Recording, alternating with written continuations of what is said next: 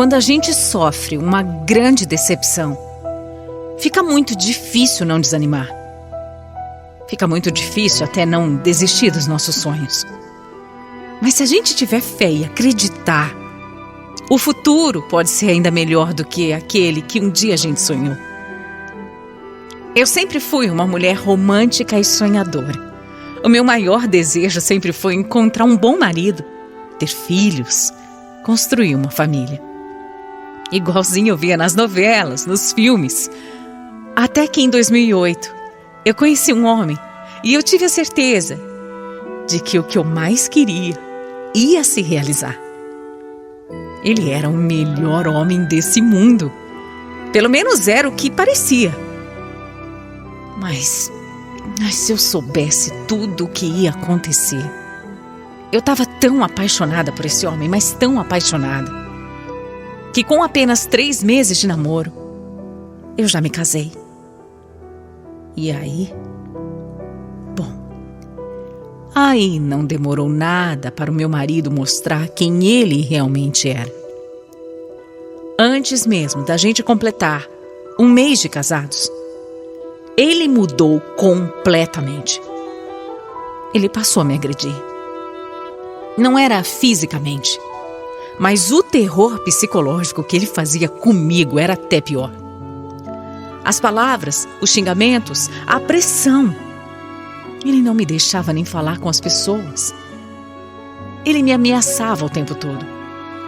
Eu passei a andar sempre de cabeça baixa na rua. Tudo isso para não criar problema. E apesar dele nunca ter me batido, eu tinha medo. Eu tinha muito medo que pudesse acontecer isso ou algo muito pior. Eu tinha medo. Não era medo. Era pavor. O tempo inteiro eu tinha pavor. Até quando eu ia dormir, eu ficava pensando que ele poderia sim me matar. Mas apesar de tudo, alguma coisa me impedia de me separar dele. Eu ainda tinha aquele sonho dentro de mim de ter uma família, sabe? Eu sei que parece loucura o que eu tô falando, mas era uma coisa minha, era um desejo muito grande de fazer acontecer. Só que com o tempo, eu fui vendo que não existia a menor possibilidade. E por isso eu passei a pedir a Deus todos os dias, para que Deus terminasse com aquele casamento. A nossa relação já não existia mais. A gente nem conversava em casa. Mas as humilhações não acabavam. Até uma moto ele me fez comprar para ele. E eu que tinha que pagar as parcelas porque ele não pagava. E eu sentia medo de cobrar. A minha vida era um inferno verdadeiro. Eu me sentia presa dentro da minha própria casa e com muito medo o tempo inteiro. Você tem noção do que é isso? Você consegue imaginar o que é viver com medo dentro da própria casa? Como se não bastasse tudo isso, um dia, um vizinho veio me contar. Ele disse que tinha visto meu marido com uma outra mulher. Ele estava andando por aí, passeando na moto que eu pagava. Esse meu vizinho disse que estava me contando porque ficou com dó de mim, porque ele sabia que eu era uma pessoa boa e que não merecia isso. E eu não merecia isso mesmo. Mas apesar da dor que foi ouvir tudo aquilo, aquela revelação também serviu para me acordar para a vida. Eu não podia mais insistir naquele casamento. Por mais que eu sonhasse com uma família, não era ali que eu ia conseguir construir uma. Eu pedi então mais forças para Deus. Força para que Ele me ajudasse a ter coragem e sair daquela vida. Depois de algumas conversas e muita briga, eu saí de casa sem olhar para trás. Não tive coragem nem de pedir nada, nem o dinheiro da moto que eu já tinha dado, nada, absolutamente nada. Eu não queria mais briga. Eu só queria ter paz. Eu só queria ter paz longe dele. Só que mesmo finalmente me separando, eu fiquei muito deprimida. Eu não tinha mais vontade de sair, de falar com ninguém, nem de comer. Eu emagreci muito. Eu sentia que eu tinha fracassado, sabe? Eu sentia até vergonha por não ter conseguido ter um casamento bom como eu sempre tinha sonhado. Eu sentia vergonha de falar para as pessoas que eu tinha me separado. Por pior que tivesse sido, eu me sentia fracassada. Eu sentia que tinha falhado comigo mesma. Eu passei a entender que a vida não era como nas novelas ou nos filmes. Eu fiquei tão decepcionada que eu cheguei a achar que esse negócio todo de amor não era mais para mim. Durante 6 meses eu vivi dessa forma. Até que eu comecei a me reerguer. E eu decidi que era hora de dar uma nova chance para mim mesma. Eu resolvi me cadastrar num site de relacionamento cristão. E apesar de, no fundo, achar que aquilo não ia dar em nada, eu recebi um monte de perfis. E aí eu fui olhando para cada foto, e nada me chamava atenção.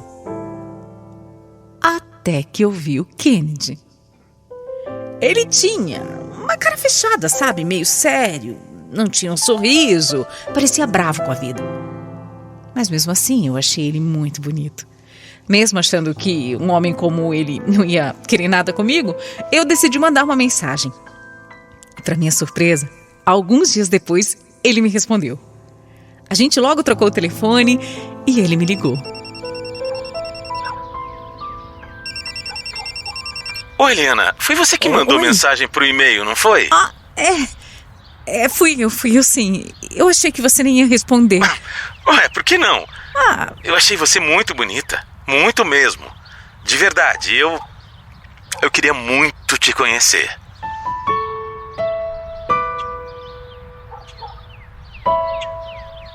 Nossa, eu não estava acreditando no que estava acontecendo. A gente foi falando e se dando muito bem também.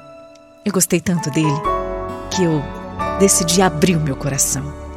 Eu contei tudo o que tinha acontecido comigo no meu casamento e como eu já tinha sofrido. As humilhações, o medo, a traição. Por coincidência, ele também era divorciado e também tinha sido traído. E por isso também andava um tanto quanto desacreditado no amor. Nossas histórias eram bem parecidas e isso acabou unindo mais a gente. Depois de alguns dias e de muita conversa, a gente resolveu se encontrar pessoalmente. O problema é que naquela época nós morávamos em cidades diferentes. Mas isso não ia ser o bastante para nos impedir.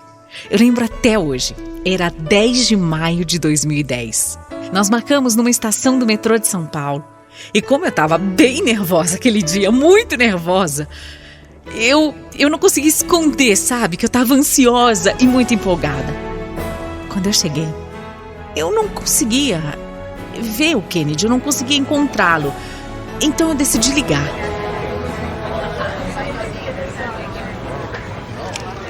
Oi, Eliana, eu tô aqui, numa barraquinha de pão de queijo. Ué, onde? Eu tô aqui também, na barraquinha que a gente combinou. Cadê você? Caramba, eu também não tô te vendo. Sério? Será que a gente errou alguma coisa? Puxa, cadê você, hein? Não é possível, Eliana. Não é possível. Gente, não era assim tão grande, né? Como é que a gente podia não estar se encontrando? Eu fui caminhando de costas, meio atrapalhada, buscando, tentando encontrá-lo no meio da multidão, tentando ver se eu reconhecia o Kennedy no meio das pessoas, até que eu esbarrei em alguém. E quando eu me virei para pedir desculpas, era ele! Parecia uma cena de filme. Meu coração quase parou. Ele estava de terno, de gravata, todo arrumado. E eu confesso que eu estranhei um pouco, já que era um encontro simples, no meio do dia, numa estação de metrô. Mas ele falou que tinha se vestido assim porque queria ficar bonito para mim. Ai, eu me senti tão especial, tão feliz. A gente conversou um pouco e decidimos ir para um parque de diversão que tinha ali perto. Eu fiquei imaginando como ele ia curtir os brinquedos com aquele terno, mas olha, sinceramente, a roupa chique não atrapalhou em nada. E nosso dia foi mais que perfeito.